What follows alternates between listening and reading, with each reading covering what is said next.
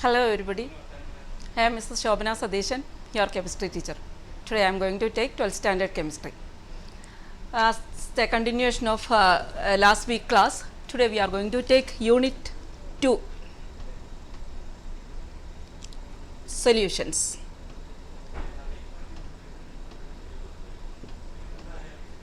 This is the second unit of class 12 chemistry. You know what is solutions. Okay, before that I will tell you something. This lesson carries 5 marks. Usually numericals and theory based questions are asked. Both numericals and theory based questions are asked. So many type of questions, direct as well as indirect, many type of questions are coming. So you need a thorough study of this lesson, then only you can answer all the questions coming from this lesson. Important topics in this particular lesson, solutions. Please see the monitor. Important topics in this lesson are types of solutions, expressing concentration of solutions, factors influencing solubility. When we say solubility, solubility of solid in liquid and solubility of gas in liquid. Henry's law comes under that, solubility of gas in liquid, Henry's law comes in that, and it is a very important topic.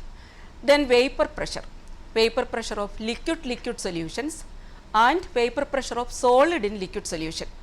The very important thing you have to study in that is Rolle's law. Then comes ideal and non-ideal solutions. After that, colligative properties. Then comes abnormal molar mass, including Van Hoff's factor. These are the topics you have to study in this lesson.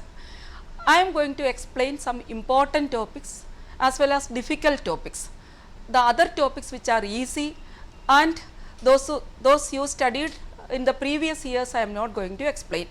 Okay. Now once again see the monitor. First type of solutions, the table is there. Based on the physical state of the solution, we can classify solutions into 3 types. When I say physical state, gas, liquid and solid. There are 3 types of solutions based on the physical state: gaseous solution, liquid solutions and solid solutions. This physical state depends upon the physical state of the solvent. If the solvent is a gas, the physical state of the solution is gaseous. If solvent is liquid, the physical state of the solution is liquid, and if the physical state of the solvent is solid, the physical state of solution is also solid.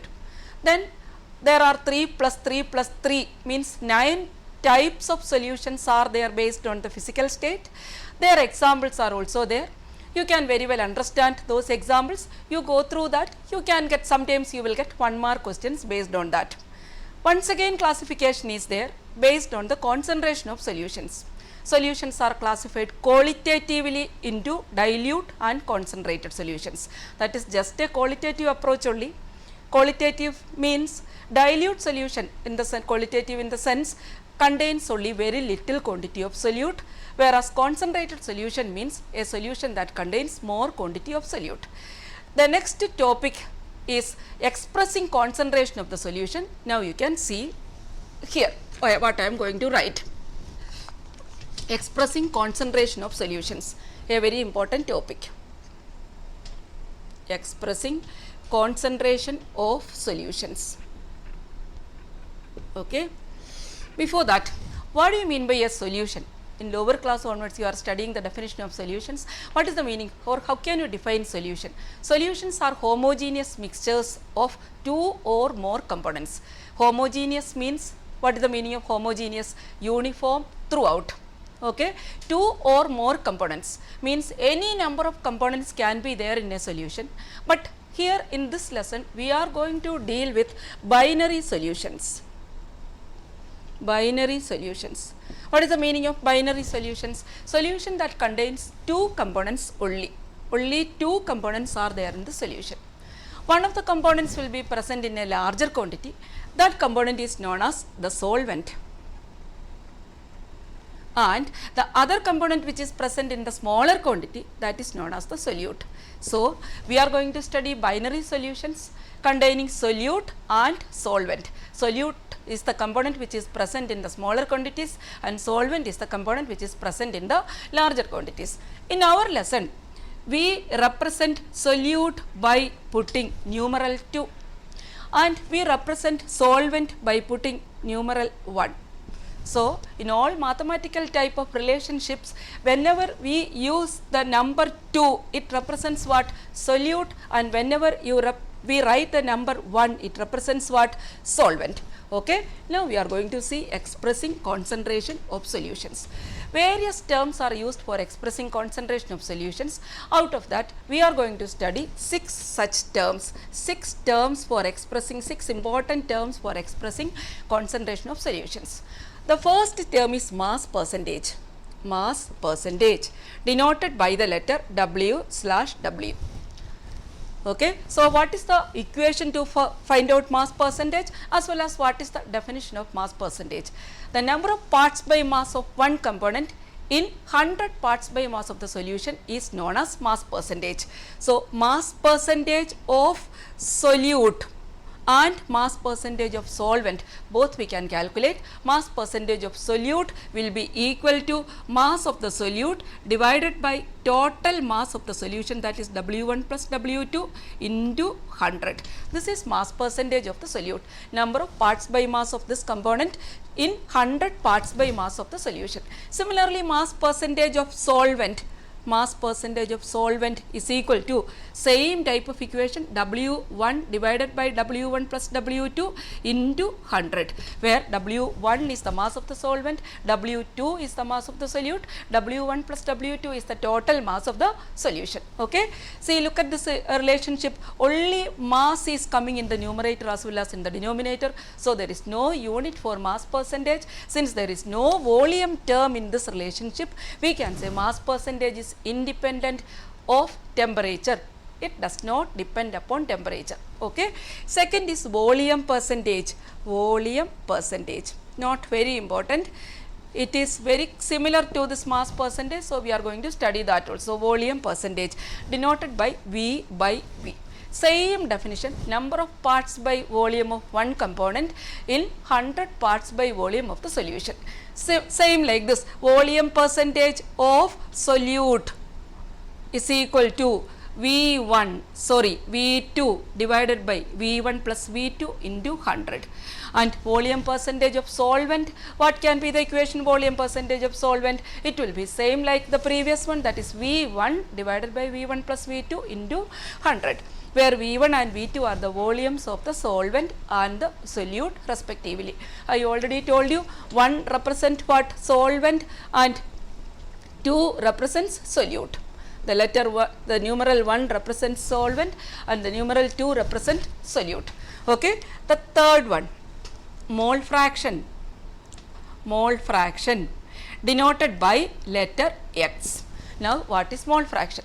Mole fraction is the ratio of number of moles of one component to the total number of moles of all the components present in the solution. So, what is it? Mole fraction is the ratio of number of moles of one component to the total number of moles of all the components present in the solution. I already told you, we are discussing only a 2 component solution, a binary solution. So, mole fraction of component 1 is equal to number of moles of that component divided by the total number of moles of both the components, that is N1 plus N2. Okay. So, number of moles of component 1 is N1 and number of moles of component 2 is N2. You already studied what is the formula for finding number of moles. Number of moles is equal to W by M, where W is the mass of the solute or mass of whatever it is, mass of the substance, and M is the molar mass of the substance. If you want, you can put that W by M instead of this N1 and N2, then you will get another formula. Instead of N1 and N2, W and M will come. Similarly, mole fraction of the component 2 X2 is equal to N2 divided by N1 plus N2. Okay. From this relationship, what is X1 plus X2? The number of mole fraction of component 1 plus mole fraction of component 2, that is equal to N1 divided by N1 plus N2 plus N2 divided by N1 plus N2. I don't have to write that, but you can understand it. X1 plus X2 is equal to 1. Similarly, suppose our solution contains many number of components, then x1 plus x2 plus x3 plus x4 up to xi again will be equal to 1.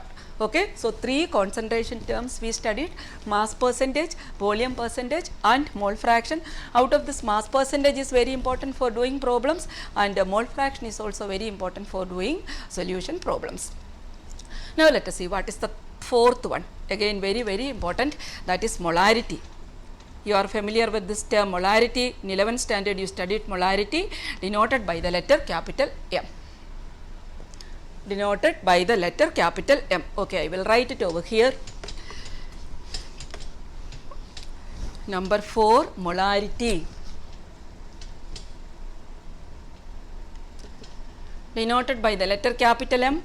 The definition also, I think you are remembering the definition. The number of moles of the solute present in 1 liter of the solution is known as molarity. Number of moles of solute present in 1 liter of the solution is known as molarity, and molarity is equal to number of moles of solute. So, N2, 2 represents what? Solute present in 1 liter of the solution. Let V liter is the volume of the solution given to you. So, molarity will be equal to N2 divided by volume of the solution in liters. If N2 is the number of moles of the solute and V liter is the volume of the solution, then molarity will be equal to N2 by V liter, that is equal to N2 divided by V ml. Suppose the volume of the solution is given in ml, then we have to convert that ml into liter. For that, what we should do, that V you have to divide by 1000. So, V ml by 1000, that 1000 will come in the numerator. So, our equation will be N2 into 1000 divided by V ml, that's again equal to, what is N2, what is N, already I wrote, what is N, N is equal to W by M. So, N2 is equal to W2 by M2 into 1000 by V ml. Okay, so why I wrote this much till here, N2 by V liter, instead of that why we are writing like this, W2 by M2 into 1000 by V ml, because almost all the problems we will get in the CGS unit, and definitely we will be getting the volume in ml. So, it is easy for you to use this formula, mass of the solute, molar mass of the solute, everything will be given in the problem. So, we have to, if you know this particular formula, it is easily you can substitute in this and you can calculate molarity. Okay. Now, say what is the unit of molarity? It is number of moles divided by volume of the solution in liters. Therefore, definitely the unit of molarity is moles per liter, and instead of writing moles per liter, we can use this capital letter M also. Okay. So, this is regarding molarity. Then here comes a very important thing. Look at this molarity equation, N2 by V liter. Volume of the solution is coming in that formula. So, we are going to say this molarity depends upon temperature. It is a temperature dependent term for expressing concentration, because we all know volume of the solution change with temperature. So, it is a temperature dependent term for expressing concentration. Now, let us move on to the next concentration term, that is molality. So, 5, molality, this is also very important. Molality denoted by the letter small m, denoted by the letter small m. Okay. Now, what is this molality? Almost like this, number of moles of solute present in 1 kilogram of the solvent, number of moles of solute present in 1 kilogram of the solvent. Suppose N2 is the number of moles of the solute, and W, what is the solvent is denoted by which letter? Solvent is denoted by letter, which numeral? Solvent is denoted by the numeral 1. So, what can be the mass of the solvent? W1. Suppose N2 is the number of moles of solute present in W1 kilogram of the solvent. Now, what will be our equation for our formula for finding molality? Molality is equal to the number of moles of solute present per kg of the solvent. So, W1 kg. Okay, N2 by W1 kg, that is equal to, already you know what is N2, W2 by M2 into mass of the solvent, that is W1 kg. Already I told you all the problems will come in the CGS. So mass of the solvent will be given to you in grams. So in order to convert that grams into kilograms, suppose W1 gram is given in the question, then how will you convert the W1 grams of the solvent into kilograms? Divide that W1 by 1000. So finally we will get the equation W2 by M2 into W1 grams divided by 1000. That 1000 will come in the numerator. So the formula for calculating molality will be equal to W2 into 1000 divided by M2 into W1. This W1 is in grams. Again, look at this formula. Is there any volume term coming in that formula? No, there is no volume term coming in this formula. Therefore, what we can say, what about the temperature dependence of this molality? Is it will it vary with temperature? No, molality will not vary with temperature. It is independent of temperature. So molarity vary with temperature, whereas molality does not vary with temperature. Okay. One more concentration term is there, not very important, that is parts per million ppm. Where you have you seen this ppm written on this Masafi bottles and all? Ppm, this much amount of substance is present, magnesium is added in this much ppm and all. Ppm usually represents very small quantities, trace quantities of substances are denoted by ppm. Medicines, some elements, etc. represented by this ppm. Number of parts by mass of one component in million parts by mass of the solution. Okay, that is ppm. So number of parts by mass. So mass of one component in how much? In million parts by mass into 10 raised to 6 divided by total mass of the solution. Total mass of the solution. So this is what is ppm. Only problems are not coming based on this ppm theory question. It is used for expressing concentration of substances which are present in trace quantities. Okay. So these are the 6 concentration terms you have to study. I think all of you understood all these things. Actually these are easy compared to the other topics in our lesson. Okay. Now we can see 2 questions based on this much what we have studied. Just look at the monitor. See the questions. So unit of concentration, all those formulas are written there. Next we will see the 2 questions based on this. Only indirect questions I have written here. Direct questions, all direct questions can come, means like what? Define what is molality, what is the mathematical relationship to calculate molality, define mole fraction, define molarity. All these questions are all these questions came so many times.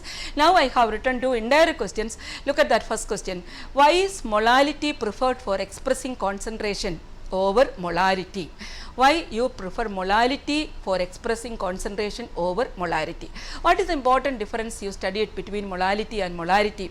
When I was teaching, I told you this molality does not depend upon temperature, whereas molarity vary with temperature. So the answer, how you will write this answer? First you write the relationship molality M is equal to W2 by M2 into 1000 divided by W1, and molarity capital M is equal to W2 by M2 into 1000 divided by VML. First you write these 2 relationship. After that what you have to write? You have to write in sentence, molality does not vary with temperature because there is no volume term in molality, whereas molarity depend upon temperature because there is a volume term in that relationship. Therefore molality is preferred for expressing concentration than molarity. But there is a small question there, why we always take molarity in our laboratory calculations? When we do titrations and all, always we go for molarity, we never go for molality. Because what can be the reason? Because you know that taking the weight, nowadays we are using electronic balance, but it was not like that. The chemical balance only we use in the laboratory.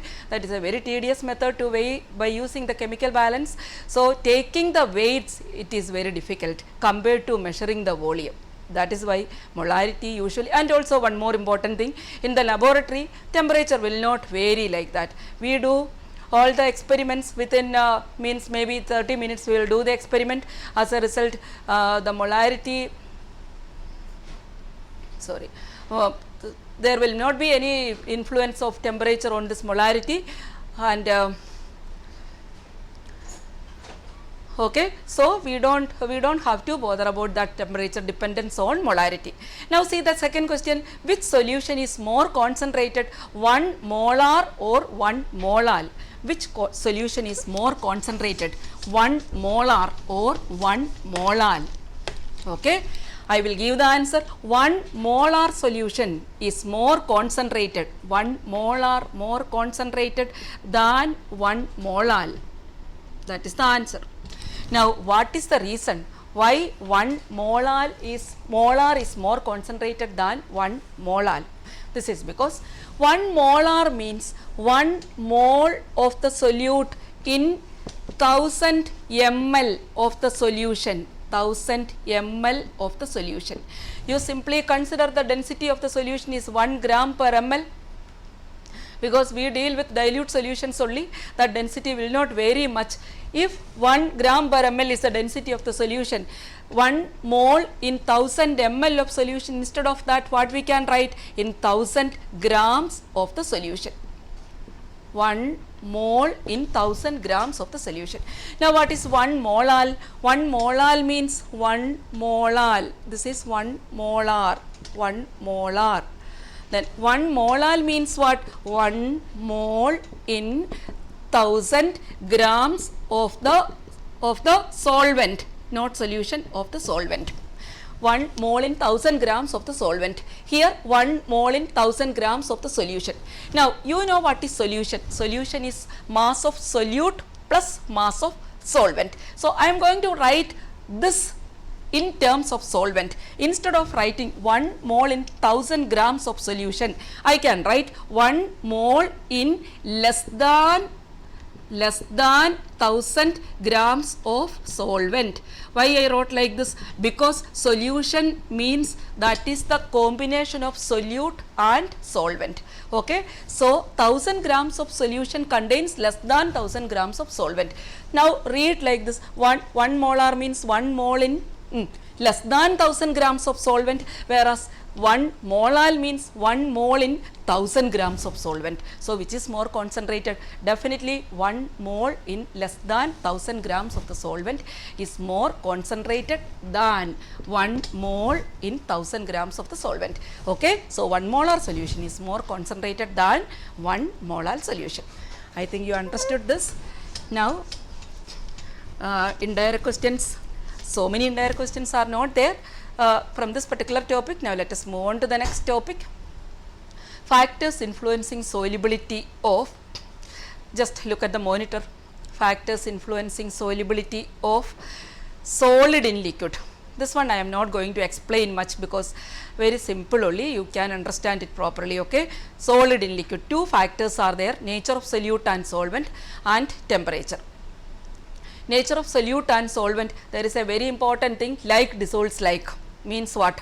Ionic solids are soluble in polar solvents, whereas non-ionic or covalent solids are soluble in covalent solvents. Then temperature, this solubility of solid in liquid, what is the influence of temperature? Some substances, when we dissolve in water, and when you feel the outside portion of that beaker in which you dissolved, what sometimes it will be very cold. That means what? During the dissolution, temperature is absorbed or energy is absorbed. Such type of reactions are called endothermic reaction. Okay, that means delta H solution greater than 0, endothermic reaction. Such reactions, endothermic reaction, if dissolution is endothermic, when temperature increases, solubility also increases. If delta H solution is greater than 0, when temperature increases, solubility increases according to Le Chatelier principle. Now I cannot explain once again what is the Le Chatelier principle. It was a very big topic in 11th standard. Okay. Similarly, some other substances like sodium hydroxide, when you dissolve in water, you can see the outside portion of that beaker is becoming hot. What is that? There we say during the dissolution energy is released, delta H less than 0, we say it is exothermic. For this kind of dissolutions, when temperature increases, solubility decreases. This one example KCl, NaCl, etc. and this one example Li2CO3, NaOH, etc. Okay. Now let us go for a short break. After that we will come back with the remaining topics. Okay, stay tuned.